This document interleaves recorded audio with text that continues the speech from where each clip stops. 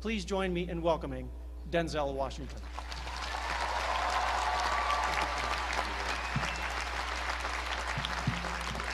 Thank you.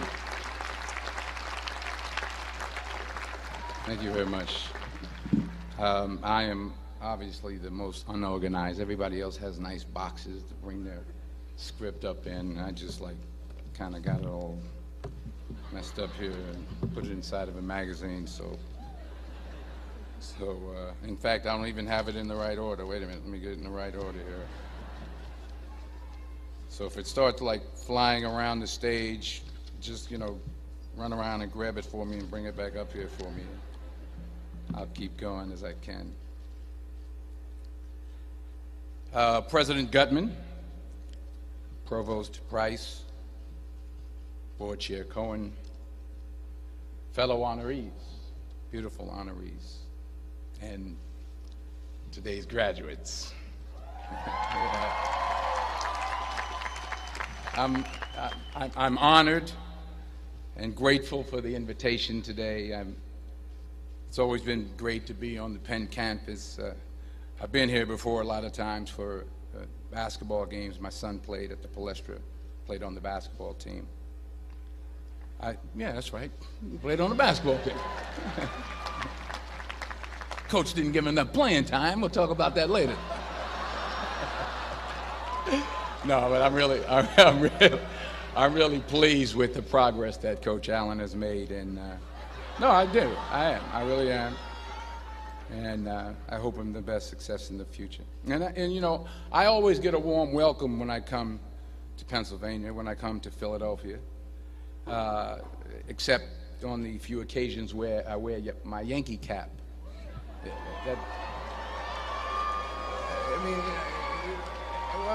What's wrong with that? I can't suddenly just switch up and wear a Philly cap. I mean, it's like taking your life in your hands around here when you wear a Yankee cap. I'm telling you. I met a couple of guys and they were like, "Hey, we love you, Denzel, but you walking around with that hat on. We don't care who you are." So you'll be happy to see that I'm not wearing my Yankee cap today. I'm wearing my Yankee socks, my Yankee t-shirt, my Yankee jock shorts, my Yankee underwear, my Yankee toe warmers, but not my Yankee cap. But still, I'll be honest with you, I'm a little nervous. I'm not used to speaking at a graduation of this magnitude. It's a little overwhelming. It's out of my comfort zone. You dress me up in army fatigues or throw me on top of a moving train, someone said, unstoppable, or ask me to play Malcolm X, Reuben Hurricane Carter, or Alonzo from Training Day. I can do that. But a commencement speech, it's a very serious affair, and it's a very different ball game. There are literally thousands and thousands of people here. And for those who say, well, you're a movie star, millions of people watch you and watch you speak all the time, well, that's true. That's technically true. But I'm not actually in the theater watching them watching me. I think that makes sense. I mean, I'm not there when they call for a fidget around or pull out their iPhones or text their boyfriend or scratch their behinds or whatever it is they're doing in the movie theater. But from up here, I can see every single one of you. And that makes me uncomfortable.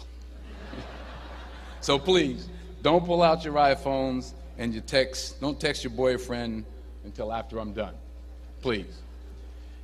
If you have to scratch your behind, I understand. Go ahead. I was thinking about this speech, what I should say. I figured the best way to keep your attention would be to talk about something, really like juicy Hollywood stuff. I thought I could talk about me and Russell Crowe getting in arguments on the set of American Gangster, but I said, no, you're a group of high-minded intellectuals. You're not interested in that. Or maybe not.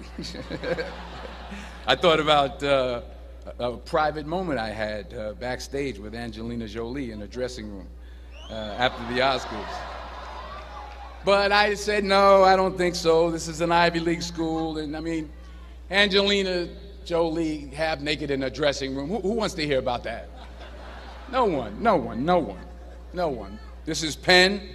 That stuff would never go over well over here. Maybe at Drexel, but not over here.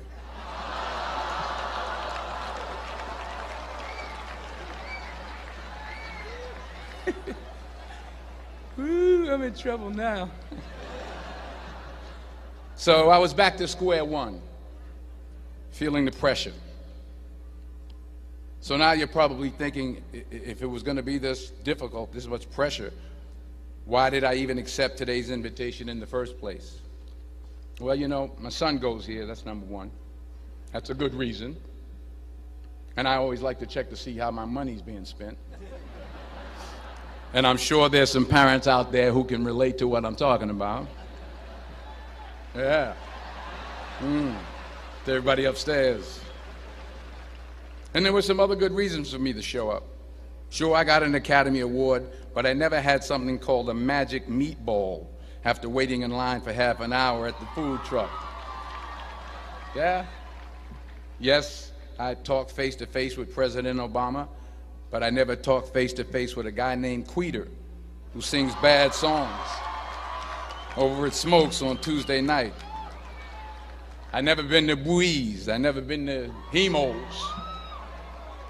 Yes, I have played a detective who battles demons, but I've never been to a school in my life where the squirrel population has gone bananas. I mean, they're breaking in the dorm rooms, they're walking around campus. I think I saw some carrying books on their way to class. So I had to be here. I had to come. Even though I was afraid I might make a fool of myself. In fact, if you really want to know the truth, I had to come exactly because I might make a fool of myself. Now, what am I talking about? Here it is. I found that nothing in life is worthwhile unless you take risks. Nothing. Nelson Mandela said, "There is no passion to be found playing small and settling for a life that's less than the one you're capable of living." Now, I'm sure in your experiences in school and applying to college and picking your major and deciding what you want to do with life, I'm sure people have told you to make sure you have something to fall back on. Make sure you got something to fall back on, honey. But I never understood that concept, having something to fall back on. If I'm going to fall, I don't want to fall back on anything except my faith.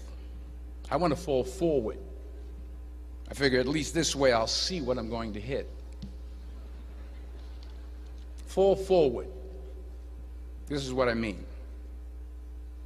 Reggie Jackson struck out 2,600 times in his career, the most in the history of baseball. But you don't hear about the strikeouts. People remember the home runs.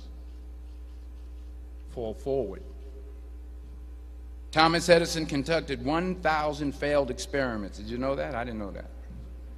Because the 1,001st was the light bulb. Fall forward. Every failed experiment is one step closer to success. You've got to take risks, and I'm sure you've probably heard that before, but I want to talk to you about why that's so important. I got 3 reasons, and you can pick up your iPhones. First, you will fail at some point in your life. Accept it. You will lose. You will embarrass yourself. You will suck at something. There's no doubt about it. And I know that's probably not a traditional message for a graduation ceremony, but hey, I'm telling you, embrace it, because it's inevitable. And I should know. In the acting business, you fail all the time. Early on in my career, I auditioned for a part in a Broadway musical. Perfect role for me, I thought, except for the fact that I can't sing. So I'm in the wings, I'm about to go on stage, but the guy in front of me, he's singing like Pavarotti. He's just, and he's just going on and on and on, and I'm just shrinking, I'm getting smaller and smaller. So they say, "Oh, thank you very much, and you'll be hearing from us." So I come out with my little sheet music, and it was Just My Imagination by the Temptations. That's what I came up with. So I hand it to the accompanist, and she looks at it and looks at me and looks out at the director and was like, all right.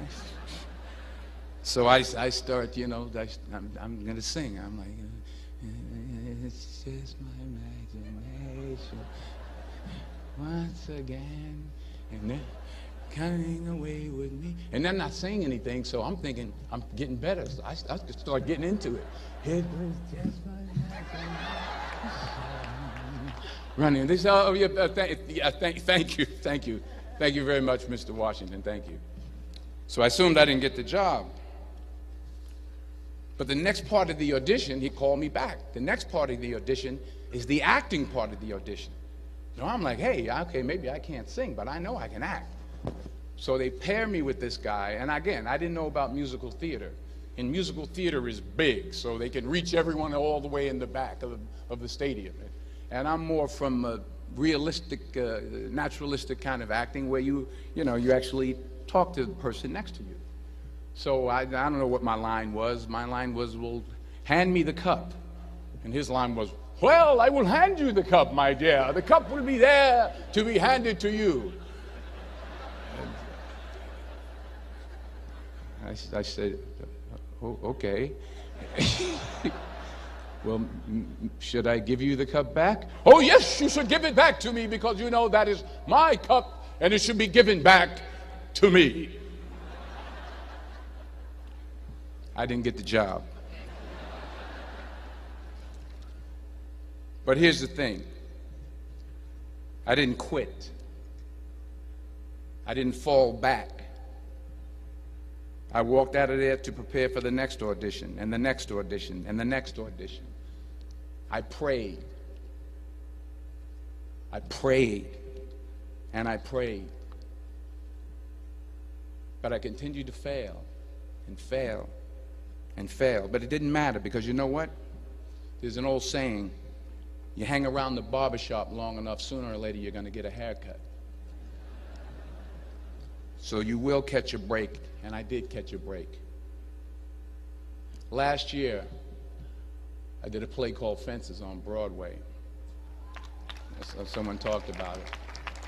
Won the Tony Award. And I didn't have to sing, by the way. But here's the kicker. It was at the Court Theater. It was at the same theater that I failed that first audition 30 years prior.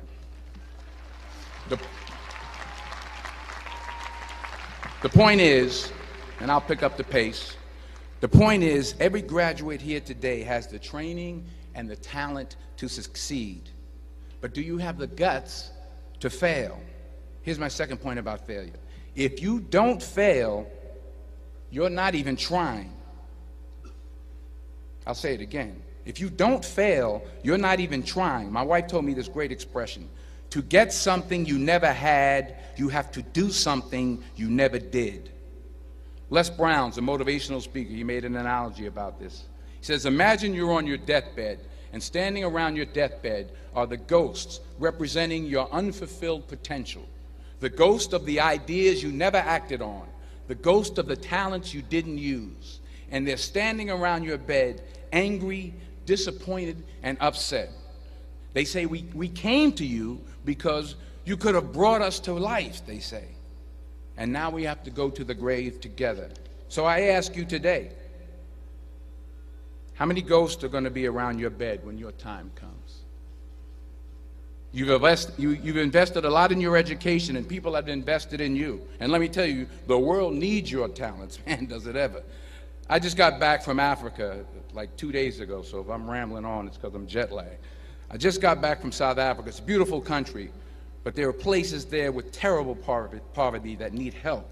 And Africa is just the tip of the iceberg. The Middle East needs your help. Japan needs your help. Alabama needs your help. Tennessee needs your help. Louisiana needs your help. Philadelphia needs your help.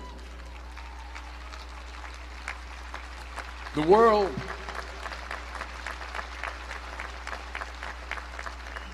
world needs a lot, and we need it from you. We really do. We need it from you young people. I mean, I'm not speaking for the rest of us up here, but I know I'm getting a little grayer. We need it from you, the young people, because remember this. So you got to get out there. You got to give it everything you got, whether it's your time, your talent, your prayers, or your treasures. Because remember this. You will never see a U-Haul behind a hearse.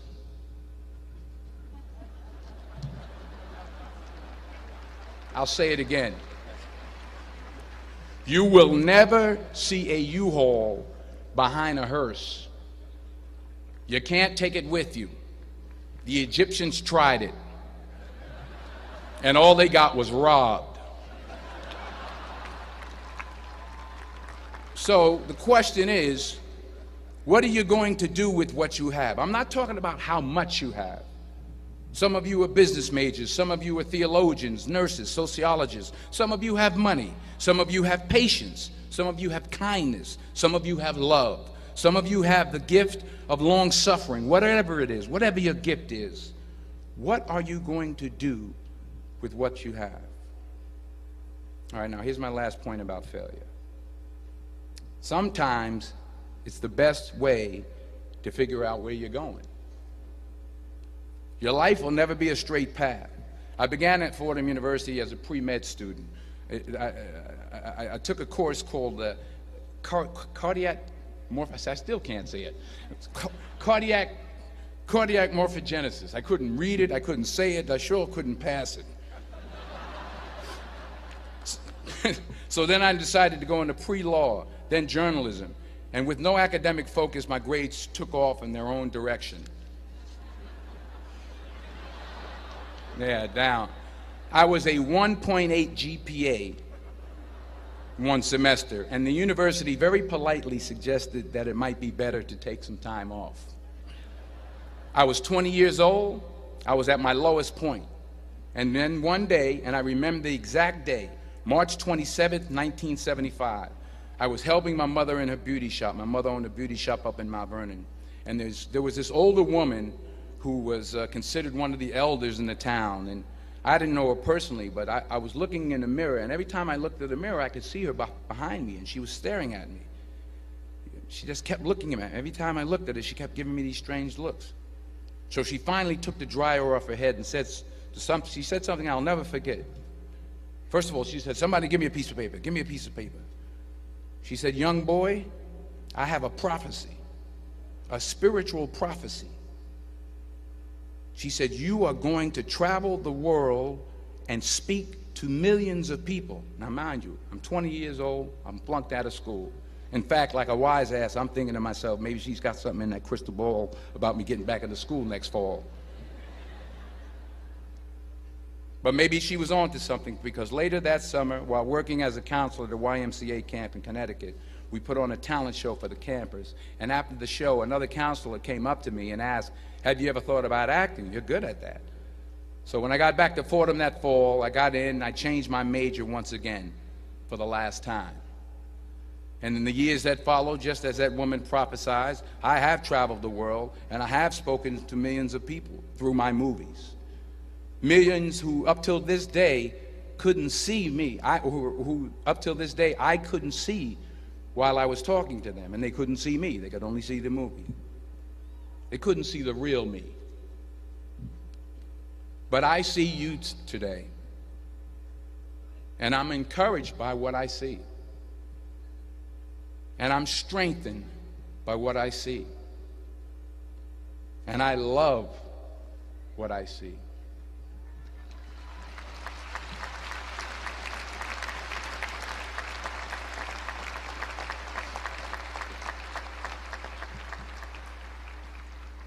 One more page, and I'll shut up. Let me conclude with this one final point, and actually the president kind of brought it up. It has to do with the movie Philadelphia. She stole my material. Many years ago, I did this movie called Philadelphia. We filmed some of the scenes right here on campus. Philadelphia came out in 1993. Most of you were probably still in diapers. Some of the professors, too. But that cracked me up. But it was a good movie. Rent it on, what do you call it, Netflix. It's a good movie. Rent it. I get 23 cents every time you rent it. Please, rent it. True. Parents up there, rent it. Netflix, please. Tell your friends too. It's about a man played by Tom Hanks who's fired from his law firm because he has AIDS. He wants to sue the firm, but no one's willing to represent him until a homophobic ambulance chaser lawyer, played by yours truly, takes on the case. In a way, if you watch the movie, you'll see everything I'm talking about today. You'll see what I mean about taking risk or being willing to fail. Because taking risk is not just about going for a job. It's also about knowing what you know and what you don't know. It's about being open to people and to ideas. In the course of the film, the character I play begins to take small steps, small risks. He very, very, very slowly begins to overcome his fears. And I feel ultimately his heart becomes flooded with love. And I can't think of a better message as we send you off today.